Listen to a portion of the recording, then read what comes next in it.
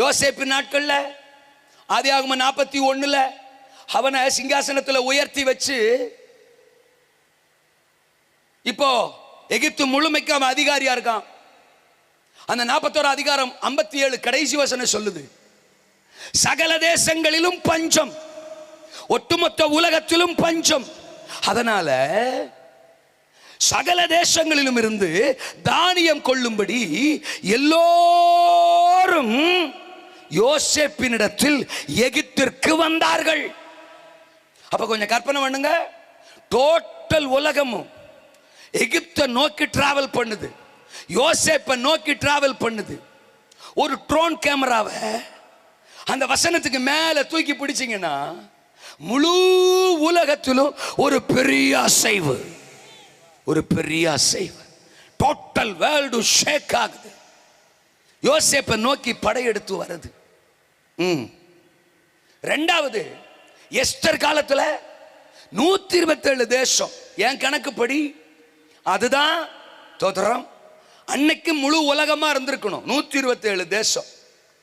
ஒரு எஸ்தரின் ஜெபம், ஒரு மொர்தெகாயின் ஜெபத்தின் மூலம் 127 தேசத்திலும் காரியத்தை கத்த தலைகளா மாத்தினதுனால, ஆமான அழிஞ்சதுனால, எஸ்தர் 8ஆம் அதிகாரத்தின் கடைசி வசனம் சொல்லுது, எல்லா தேசங்களிலும் தோத்திரம் யூதருக்கு எதிராக இருந்த அநேகர் யூத மார்க்கத்தில் அமைந்தார்கள். 127 தேசத்திலும் கற்பனை கட்டாத விதத்தில் ஜனங்கள் அசைக்கப்பட்டார்கள். எல்லோரும் யெகோவா தேவனை நாங்களும் ஆராதிக்கிறோம், யெகோவா தேவனின் பிள்ளைகளாய் நாங்களும் மாறிக்கொள்ளுகிறோம் என்று யூத மார்க்கத்திலே வந்து சேர்ந்தார்கள். ஒரு மிகப்பெரிய அசைவு. இப்படி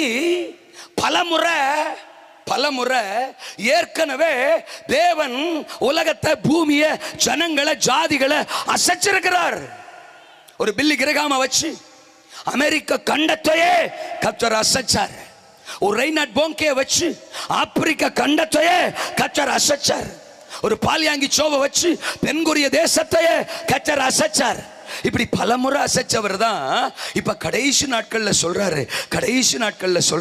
ஆகாய் 2:6 சொல்றார், இன்னும்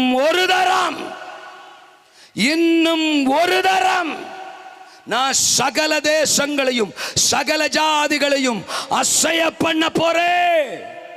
Before my second coming, என்னுடைய 2ஆம் வருகைக்கு முன்னால நான்